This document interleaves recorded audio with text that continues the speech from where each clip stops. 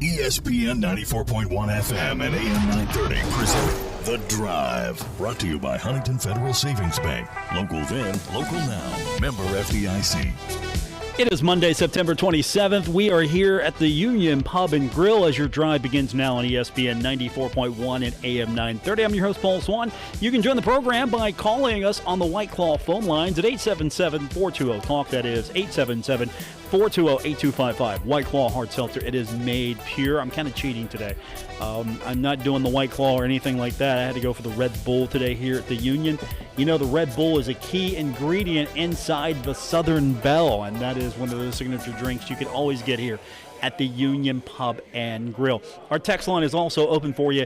You got to have that number ready because I'm going to be making you use it later on to get yourself a couple of tickets to go see the Bengals on Thursday night taking on the Jacksonville Jaguars.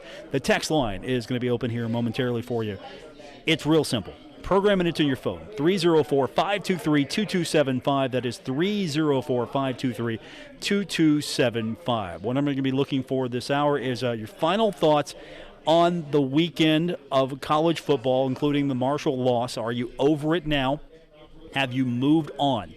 Are you looking towards Middle Tennessee? Because that's where we're at today. It's kind of weird. The game was on a Thursday, so we really haven't had that, that normal cadence of trying to get over it. So we should be over the grief part right now of that loss. If you're not, the text line is open for you, and, of course, the phone lines are open for you as well. A little bit later on, we're going to hear from Rick Stockstill. We're going to hear the head coach of Middle Tennessee talking about this game between Marshall and Middle Tennessee. It's their blackout game. It's one of their specialty events. They do a blackout game, and they're going to be all black. And I think the fans really get into the blackout game. I don't want to say it's not like their 75 game or anything like that, but it's sort of their special, really get fired up game. Again, it's not the closest thing I can say to it. It's their equivalent of that, maybe their special event day. Again, it's apples and oranges, but still. All right, text line already. We're firing up the text line, and we got the responders, and let's get into those first. Texter writes, "Go Herd. Listen from Marion, Ohio." All right, we got some Marion, Ohio listeners. Thank you for that. Do you think CUSA will be hard to win this year? Last year we played only 10 games, so maybe we weren't as good as we thought we were. That's a question that I won't feel confident in answering until I see what Marshall looks like against Middle. Only because Marshall is taking on some tough competition. Fair. Navy was what it was. NC Central was what it was. But then you go in and you take on ECU, and I thought Marshall should have won that game but didn't. And I thought Appalachian State was probably the best team on the schedule to date. And honestly, I thought Marshall could have won that game, should have won that game. But for whatever reason, it didn't.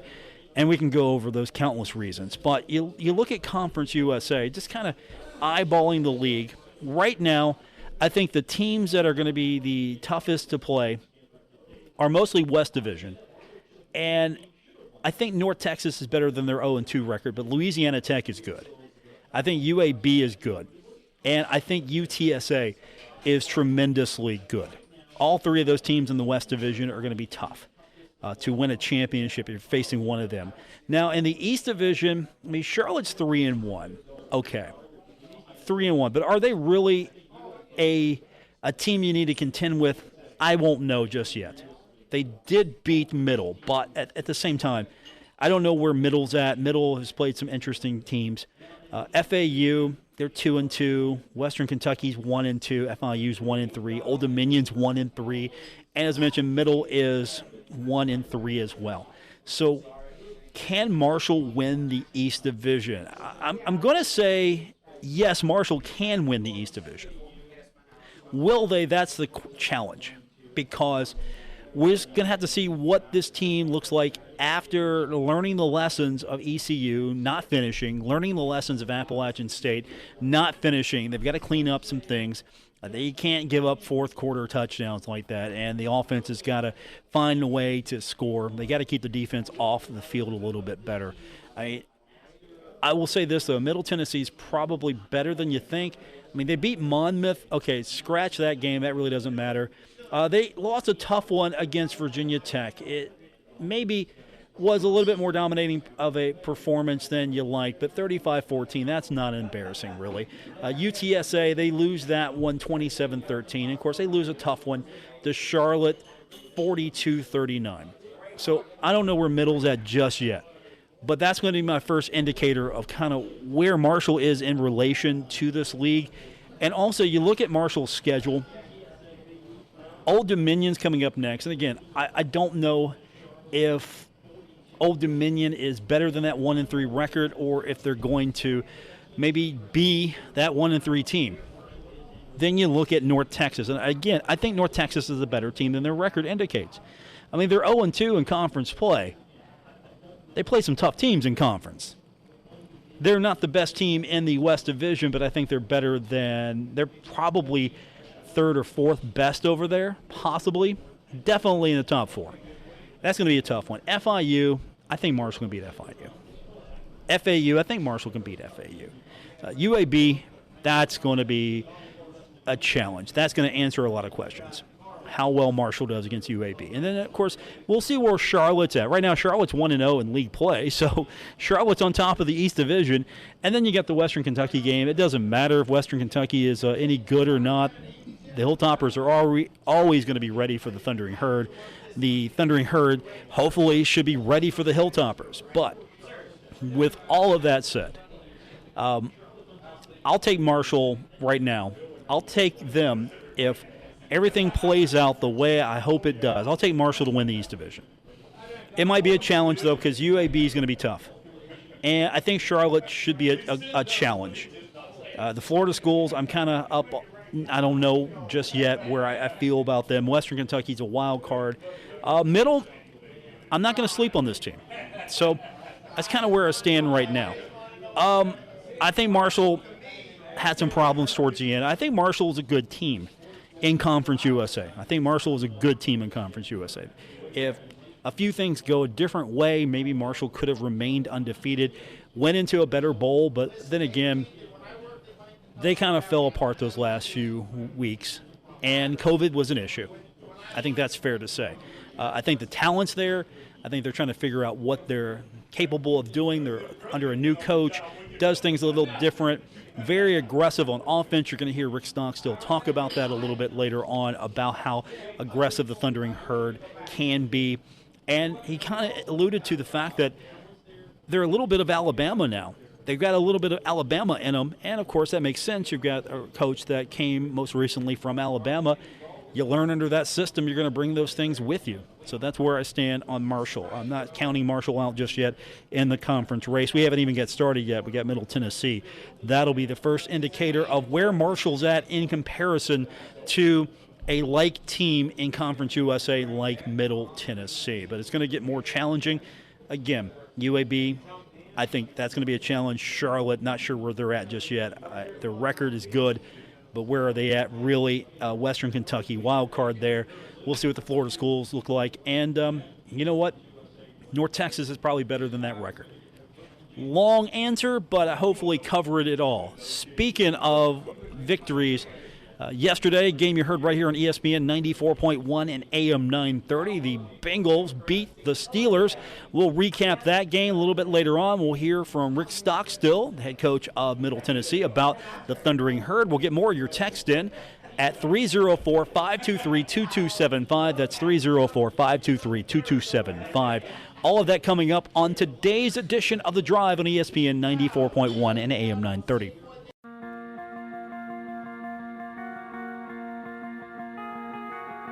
This is The Drive with Paul Swann on ESPN 94.1 FM and AM 930. Brought to you by Huntington Federal Savings Bank, the local bank that's here for every step of your life's journey. Member FDIC. We're coming to you today from the Union Pub and Grill, downtown Huntington, where every Monday, the special $1.50 bottles, $2 call shots, you get that every Monday here at the Union Pub and Grill. And, of course, this is probably the second most Marshall-decorated place I've ever been in. The first, of course, being actually my Marshall, but this is the second most decorated Marshall place ever. So if you want to see all the things that Herb Stanley, the proprietor, has collected over the years, and he's got an extensive collection here you can come down to the Union Pub and Grill. I'm looking at the, let's see, he's got the framed front page right in front of me of the New Mexico Bowl. I got that. The 31-28 victory there. Herd Downs Rams. And then right there I see the columnist Chuck Landon's column right there in that one. I got the Little Caesars Pizza Bowl, one of them, 2009 edition. I got that one right there. There's a towel. There's the newspaper. You find new things. I find new things all the time here at the Union Pub and Grill. All right. Bengals getting the victory 24-10 over the Pittsburgh Steelers. Right now, if you're a Steelers fan, your life is just in a disarray. You're probably already looking forward to the start of Penguins hockey because the Steelers aren't doing anything, and unfortunately, the Pirates kind of let you down as well, and I hate that for you. But with all that said, the Bengals get the job done. It wasn't one of those where, and let me tell you, before we start, it wasn't one of those games where I was worried because I was telling you all week, take the Bengals. You didn't listen to me, I bet. I said take the Bengals. I like the Bengals. And I was looking on social media yesterday. I know I made a mistake during the game. I popped on just for a minute, and people were like, oh, the Bengals are going to blow this. The Bengals are going to blow this. And then I saw a lot of Steelers fans fretting and just, in disarray there. And it was just, no, it'll be fine. Not for you Steelers fans, but it'll be fine if you're a Bengals fan. The game started in the fourth quarter to maybe worry me for 30 seconds. Then I realized, no, this defense is pretty good. But beginning of the game, one of the key plays, Cincinnati Bengals get an interception. Logan Wilson picks off Ben Roethlisberger. Remain 0-0 in the first quarter. Roethlisberger hit. Nice. The ball is intercepted at the 40-yard line. Nice. The Bengals will take over at the Steelers' 41. So the Bengals get an interception, kind of showing Ben Roethlisberger maybe a little bit more human that we thought of in the years. And then in that first quarter, Bengals get a touchdown. Joe Burrow finds a 17-yard strike to Tyler Boyd to take a 7-0 lead. He's looking, he throws, Nice. It's caught. Tyler Boyd at the 10 for the first Nice, down. Tyler. Breaks a tackle to the 5, to the goal line. Touchdown. Nice. Bengals. Tyler Boyd pinballing off tacklers and taking it in for the 17-yard score. Now, the Bengals are up. Later on in the second quarter, the Steelers would answer. They would march it down. Roethlisberger started to look a little bit more what he is accustomed to looking. And so the Steelers go down and tie it. What do the Bengals do? The Bengals answer the call, and it was a tremendous call by Joe Burrow. He just threw it up to Jamar Chase to take the 14-7 lead in the second quarter. Joe in the gun, catches the snap, fakes to Pirine, throws it high and deep down the left sideline. Chase has it in the end zone. Nice. Touchdown. Woo. Bengals. What a throw by Joe Burrow to Jamar Chase, who extended his arms and reeled it in for the 34-yard score. So the Bengals get the score, and that was one of those interesting ones where Jamar Chase just told Joe Burrow, just throw up the ball, just throw it to me. Yeah, it was a lot of fun. Jamar came to me before that play. He was like, just throw it up to me. Just throw it. And so I was like, okay, I'll just throw it up. And he went and got it. So that's what happened on that one. And I think that's some of the play that Zach Taylor has been wanting out of his quarterback. He said in the postgame that he just wants Joe Burrow to be aggressive. He was being aggressive. That was a play we wanted. Again, we want our quarterback to be aggressive, and we'll never take that away from him. Third quarter now, Cincinnati looking to extend the lead. Who does Joe Burrow find once again? His former roommate, his former college running mate, Jamar Chase. 24-7, the Bengals go up in the third quarter. Burrow back to pass, standing, looking, fires over the middle, Nice. Caught for the touchdown. Nice. Jamar Chase Woo. with his second touchdown catch of the game, his fourth in 3 NFL games. He beat Joe Hayden, and the Bengals increase their lead. The Steelers would add a field goal. And as a side note, when they went for the field goal, there was plenty of time left on the clock. They go for the field goal. The fans were booing, which I was wondering, you need points. At this point, you're down 3 scores. You need points. So you take the field goal. You're not in a situation where time is running out on the clock just yet. You have plenty of time there. So the Steelers fans were booing. The Bengals hold on, however, and here's what the final call sounded like. Burrow under center, puts the right knee on the natural grass playing surface, and the remaining time on the clock will expire. For the first time since 2015, the Bengals come to Heinz Field in Pittsburgh and beat Ben Roethlisberger and the Steelers, and they do it by 2 touchdowns today. Bengals get the win, 24-10. My Sunday was set. I was happy for the rest of the Sunday. Nothing would bring me down. I mean, what does that say about the Bengals? They didn't panic. Now, granted, the Steelers were a little depleted. Ben Roethlisberger maybe not looking what he used to look like. He is definitely not in his prime. He looks like he is a quarterback that is running on his last leg. Unlike a Tom Brady who takes care of himself, who's a health and fitness fanatic probably. He drinks the veggie juice. He drinks the grass juice, whatever. Sleeps probably in the hyperbaric chamber.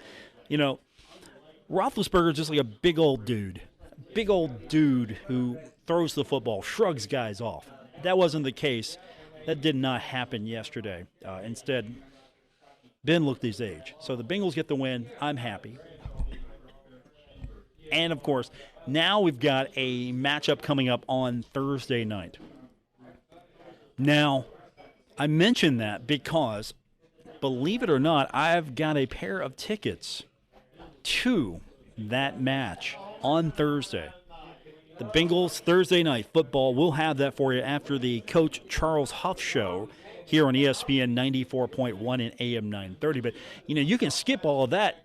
You can be in Cincinnati for Thursday night football. Here's what I want you to do. I told you to program the text line in.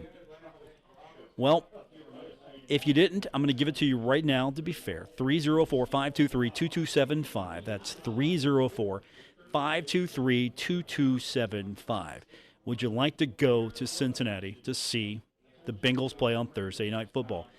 All you have to do to enter is hit the text line up and give me a who day. Just text who day.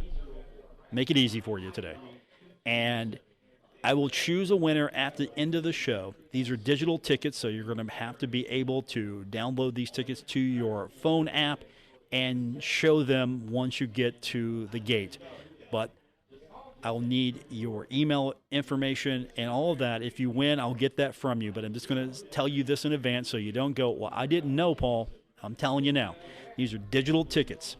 If you can go, give me a who day on the text line, 304-523-2275. That's 304-523-2275. And I will pick the winner after the end of the show. And I might actually have another pair for tomorrow as well, so stay tuned there. But we've got the text line open for you for your contest entries. We also will take your thoughts on the matchup between Marshall and Middle. Also, if you want to look back just a little bit about Marshall and Appalachian State, we'll do all of that when we continue live from the Union Pub and Grill on today's edition of The Drive on ESPN 94.1 and AM 930. This is The Drive with Paul Swann on ESPN 94.1 FM and AM 930. Presented by Huntington Federal Savings Bank. We're taking your text this hour. We're giving you an opportunity to win a pair of tickets to Thursday night football between the Bengals and the Jaguars. Text line is 304-523-2275. Once again, that's 304-523-2275. I'm asking you if you've paid attention just to shout out a who day on text, and I will pick a random texter at the end of the show. So if you don't hear back from me, it's not because I'm ghosting you. It's just you didn't win. Marshall taking on Middle Tennessee, another road contest for the Thundering Herd this week. The Thundering Herd in a must-win situation, maybe. Is it too soon to say this is a must-win game? Is this a linchpin game?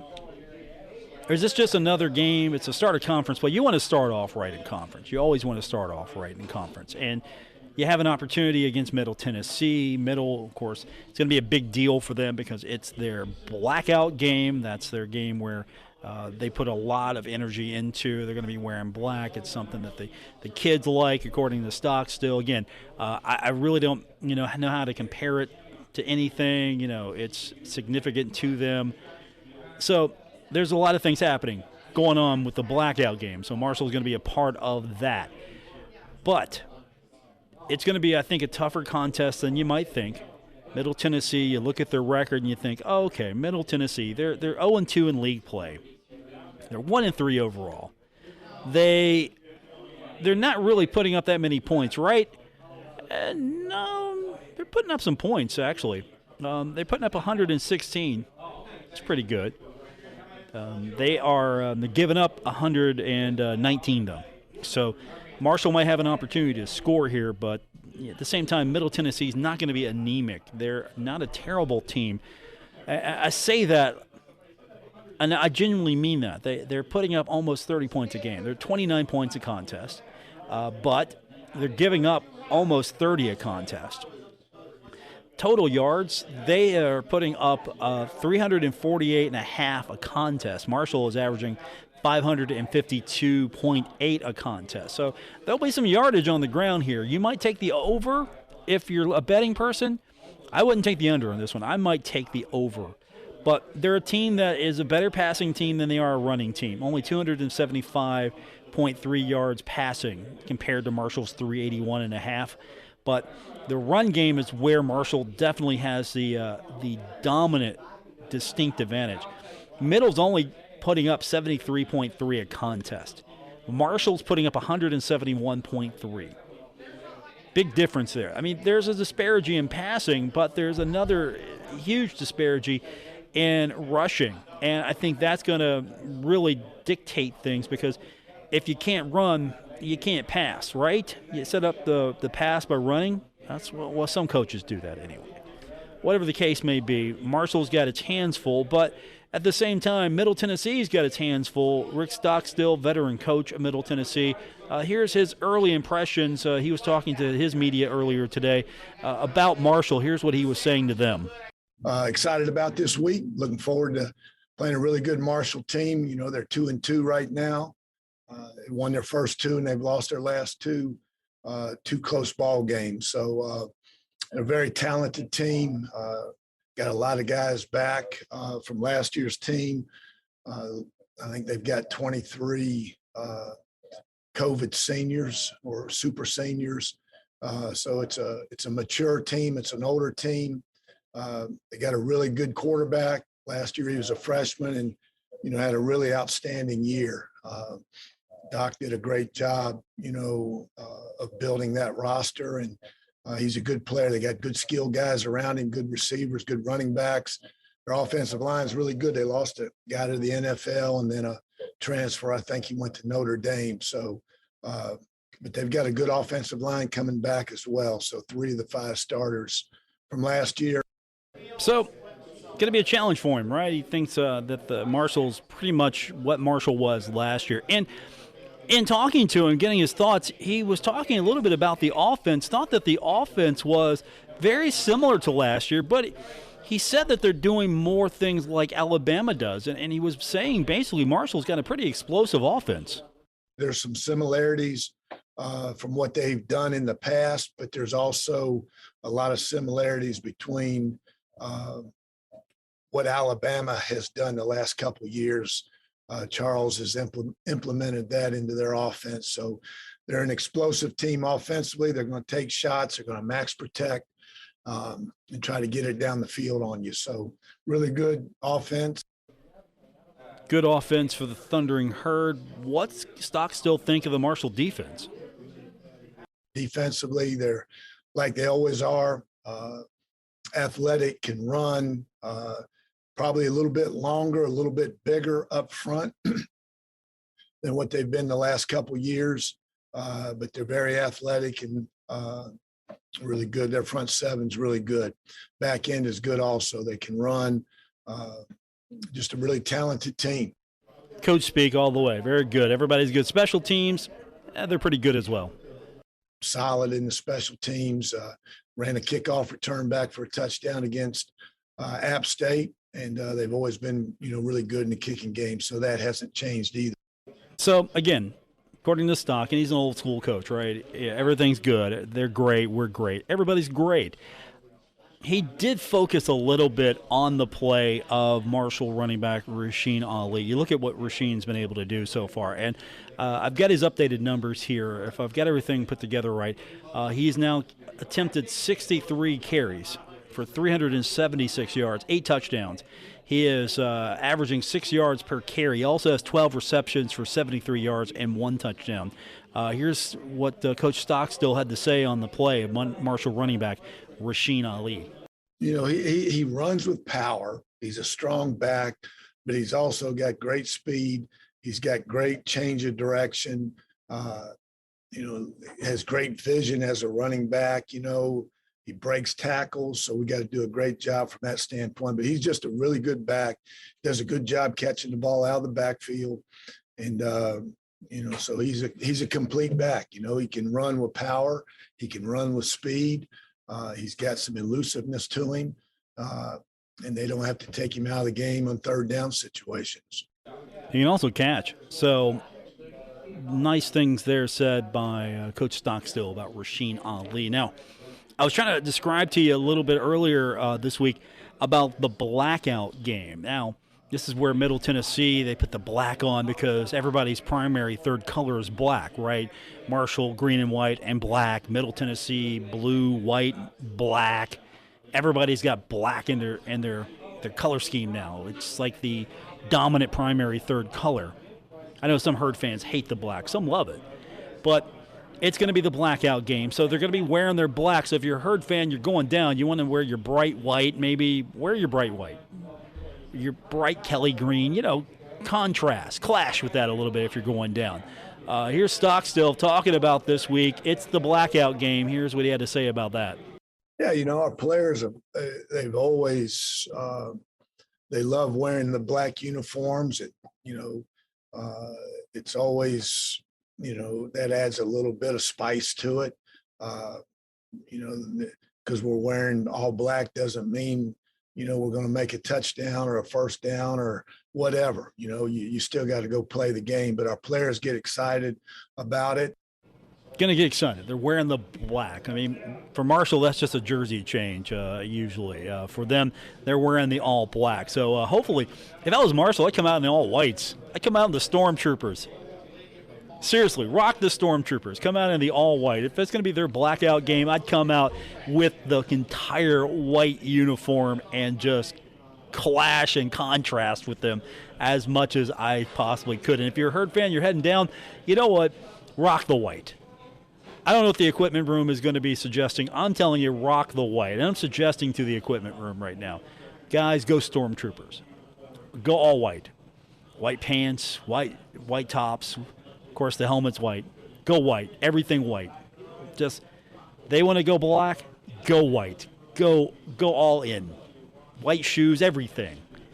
Nothing of, trim color only. And I would completely just contrast and clash with them. That would look good because there's going to be a lot of Herd fans here. I'm pretty sure of that.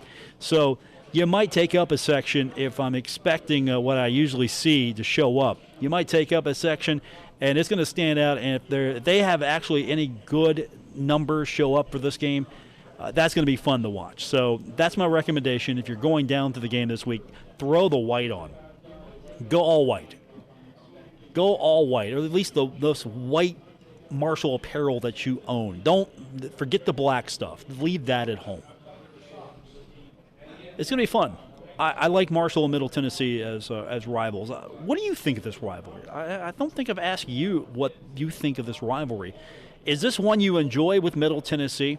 I mean, it used to be Western Kentucky and Middle Tennessee. This used to be the big one. It was the 100 Miles of Hate, which is one of the best names of a college football rivalry that you could possibly come up with. A college rivalry, period. 100 Miles of Hate. I mean, it's way better than when Marshall would play Morehead State, the War on I-64, which is not a bad name. But 100 Miles of Hate. just sums it up. The distance between the two programs and the fact that they're close by and they just don't like each other. Well, I think in many Western Kentucky fans' minds, Marshall has usurped Middle Tennessee as the program to hate. And for a lot of Herd fans, I think it is the same. Texter writes, I still think Marshall against Western has more intensity between the two, but the Middle Tennessee matchup have still been fun. So, yeah, I think this is a fun matchup as well. This one's definitely a fun one to watch. What do you think? Text line is open, 304-523-2275. Also, if you are looking for tickets to go see the Bengals take on the Jaguars Thursday Night Football, they're digital tickets. And if you haven't entered just yet, use that text number. Shoot me a who day so I know you want them. And we'll pick a winner at the end of the program. We will come back. We'll take a look at what happened across the Conference USA landscape. I really didn't get a chance to go over some of the matchups. There were some good wins in Conference USA. We'll talk about that. We'll get some more of your thoughts as we are here at the Union Pub and Grill. It's home of the Southern Belle. I'm cheating today. I'm only doing one ingredient of the Southern Belle, the Red Bull portion. But you could go full in and get the entire Southern Belle here at the Union Pub and Grill. More coming up. It's The Drive, ESPN 94.1 and AM 930. This is The Drive with Paul Swann on ESPN 94.1 FM and AM 930. Presented by Huntington Federal Savings Bank. Union Pub and Grill, home of the Southern Belle. Of course, the Monday special, $1.50 bottles, $2 call shots. You get that every Monday here at the Union Pub and Grill. As we mentioned, not a bad weekend for Conference USA. A few victories, a few losses that maybe you scratch your head at thinking, okay, the league could have done better. Central Michigan beating FIU 31-27. That was close, but you would have liked to see FIU beat Central Michigan. And then you got UTSA with the comeback. Get this. UTSA getting votes now in the coaches poll, receiving votes. It was a comeback win at Memphis, trailing. And I was watching a little bit of this. I'm like, I don't know if I'm going to stick with this here. Trailing 21-0 in the first quarter. The comeback comes on and just pours on. And next thing you know, UTSA has beaten Memphis 31-28. That was a good win for the league and for UTSA, which remains undefeated. And, of course, UTSA's name has come up among some who are looking at where do some of these leagues go for expansion. Could UTSA be a team that's in line for an expansion ticket somewhere going into, I don't know, a Mountain West maybe? Does a Mountain West look at this and go, hey, you know, maybe they could be a team that could bring some potential here? Or I don't know if the American grabs them. Stranger things have happened. Again, they're looking westward, and they're looking more Mountain West. If you hear and believe the reports, you see those and you hear them and you believe them, and UAB as well. But UTSA could be in the mix somewhere. So that was a good win for them. Buffalo beats Old Dominion 35-34. I don't know what to make of that one. La Tech gets the victory over North Texas in conference play 24-17. Again, I think North Texas is better than an 0-2 record. It's just the teams they faced in conference are a little bit better. Rice gets the victory. I didn't think Rice was going to do this one. Rice got the win over Texas Southern 48-34, so that's a nice victory there. Southern Miss got 14 points. I'm proud of them. Alabama put up 63. We knew that was going to happen. I think Alabama called the dogs off to a degree. That game ended the way I thought it would. Air Force drops bombs on Florida Atlantic, beats them 31-7. And then you got UAB beating Tulane 28-21. That's a good win there. Again, UAB, a team people are talking about, hey, this is a team that maybe could go to the American. Maybe it could go to the Mountain West. I mean, I haven't heard that as much as I've heard the American. That's a team that people are keeping an eye out for, and UAB doing good stuff again. And then a game that maybe you would like to see Western Kentucky win. It didn't happen, but Indiana beats Western Kentucky 33-31. And you look at that game and you think, okay, they could have won that game. So watch out for the Hilltoppers. Might be a little bit better than their record indicates. They are 1-2 on the early side of things. And, of course, we got some interesting games coming up. We have Marshall's game against Middle That's going to be, I think, a fun one, as we've got 4 conference matches in league on Saturday. Thankfully, there are no more, at least this week, there are no more Thursday, Friday, Saturday splits here. The next Friday game comes on October 8th. That'll be Charlotte at FIU. There will be some Friday matchups here throughout the rest of the year. Of course, Marshall's going to be in one of those Friday matchups, as Marshall's going to be at North Texas on October 15th. It's going to be on CBS Sports Network. I mean, Marshall's got to play in Texas on a Friday. Sure, there's going to be some exposure there, but at the same time, Marshall's got to play on a Friday in Texas. I don't know if that's fair or not, but there's some good matchups coming up. Some non-conference matchups still on the schedule. Charlotte's going to be at Illinois. UNLV is going to be at UTSA. That will be an interesting one to watch. This one is becoming a little bit more interesting now. You got La Tech taking on NC State. After what NC State did this weekend, that's going to be a fun one. And Liberty at UAB. We're going to see what Liberty and UAB look like. I'm actually excited for that one. As far as games that are in the group of 5, if you're going to circle one, you're going to watch one, you're probably going to watch Liberty at UAB. That's going to be an interesting kind of, where does UAB stand and where does Liberty stand? It's going to be a nice test for each of those teams. And again, that's a team that, believe it or not, I think Conference USA kind of said thanks but no thanks. Liberty wanted in Conference USA. I say take the money and deal with them later. They're going to be a good program, and I think them and the league would have helped immediately because they're going to spend money, and that probably would have forced some of these other programs to spend money. I don't know how much Marshall would have had to spend, but they spend a lot of money on their athletics, and they would have been competitive right away. And I think they would have added something. I say bring Liberty in Conference USA. You know, strike first. Invite Liberty in. Say, hey, look, you guys want in? Come on over. We'll make our stand together with all of us here. And you got Western Kentucky at Michigan State. I like Michigan State in that one. But with that said, there's some interesting matchups here in Conference USA, and that's all coming up this week. The one we care about the most will be Marshall at Middle Tennessee. We're going to hear from the head coach, Charles Huff, tomorrow. He'll be his weekly presser. He will, of course, he's a little mellower on Tuesdays. I'm not saying he's hot or mad or anything after the game, but he's a little bit mellower. He's moving on. He's at that point, he's seen the game film, I'm sure. He's looked at everything. He's compartmentalized it, and he's put it away. And I think Marshall probably needs to have a short memory again because you've lost 2 in a row now, but you're back to 0-0. That's probably what they're talking about this week. If I was coach, I would definitely approach it that way. Like, look, we're 0-0 now. We're into conference play. You can win conference. You can win the championship. That's still the goal here in Conference USA, to win the championship. You would have been really in a good place if you went undefeated, sure, but win Conference USA. That's probably the talk I'm having right now. And, again, he's probably going to talk about that a little bit more because he was alluding to the other night during the loss that, look, this is okay, this is the foundation. These are the first 4 games. We're going to build on this foundation.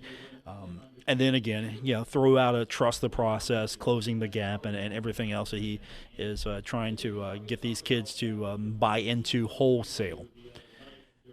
We'll see what happens, but we got a chance to hear from Coach Huff tomorrow. We'll get his thoughts on everything as we get you closer to Marshall and Middle Tennessee. We'll have it for you right here on ESPN 94.1 and AM 930. The text contest is still going on right now. We've got a few minutes for you. All you have to do is text Who Day, since we're giving away 2 tickets to go see the Bengals take on the Jaguars. That is coming up on Thursday night. We'll have that for you right here on ESPN 94.1 and AM 930. So all you have to do is fire up the text line. It's 304. You got it? 304-523-2275. One more time.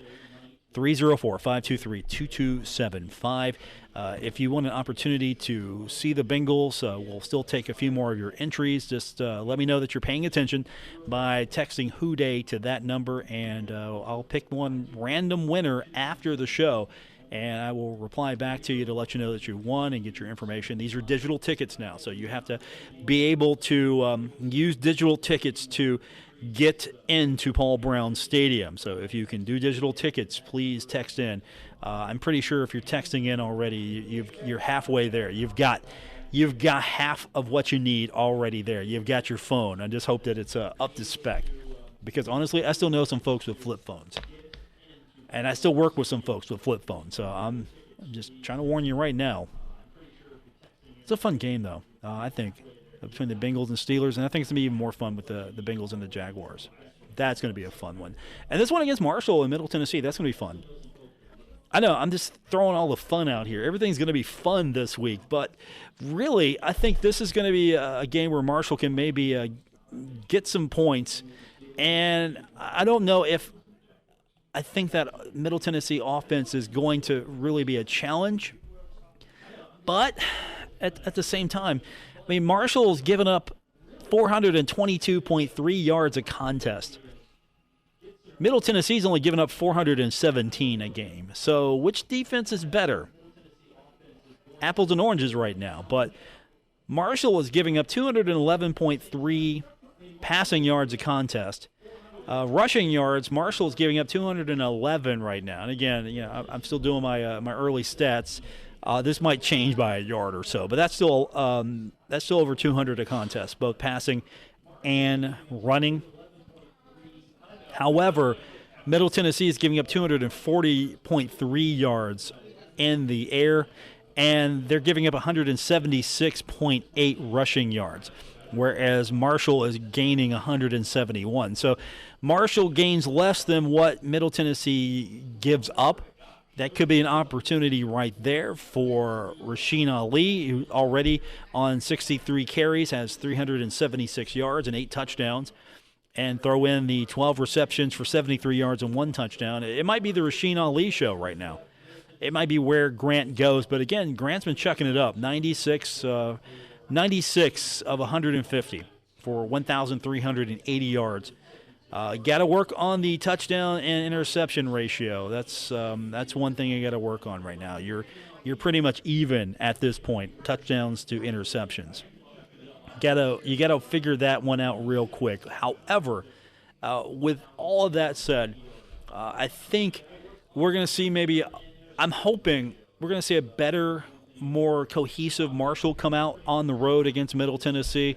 I think if you're going to start conference play, this will be an easy one to get ready for, because there should be, with some of the veterans, some of that already history that Middle, they're going to get into it, they're going to be a feisty team. There should be some heat, some energy between the two teams, because it is Middle after all. It's not Western Kentucky, but it is Middle. So there is a few, I'm thinking, lingering memories that, okay, this is Middle. Marshall hasn't done well on the road at Middle. Middle has not done well on the road in Huntington. So you have to look at this and think, okay, where does the advantage lie? And it's always tough to win when you go down the Middle. It's always tough to win down there. The Herd has not done it on a consistent basis. And with all of that said, we are out of time here at the Union Pub and Grill. Don't forget, we're going to be picking any moment now. We will take your text. Here's one last one. I got time for it. Texter writes, to be fair to Wells on touchdowns, there have been a lot of drives that they finished with running. For example, at Navy, he produced a lot of the offense between the 20s and closer to the goal line. They punched it in. That's a good point. He's got him down there. Then, Coach Ives, if a receiver doesn't get in all the way, he's going to go for the run. So, Grant, maybe if the receivers can punch it in, you might see a little bit more of the receiving core get credit for some of those touchdowns. All right, that does it for this edition. Going to be picking a winner here momentarily. Congratulations to the winner. For those of you who don't win, try again tomorrow. You might be lucky. WRBC Huntington, W231BS Huntington, broadcasting from the Oscars Breakfast Burgers and Brew Studios. This is ESPN 94.1 at AM 930.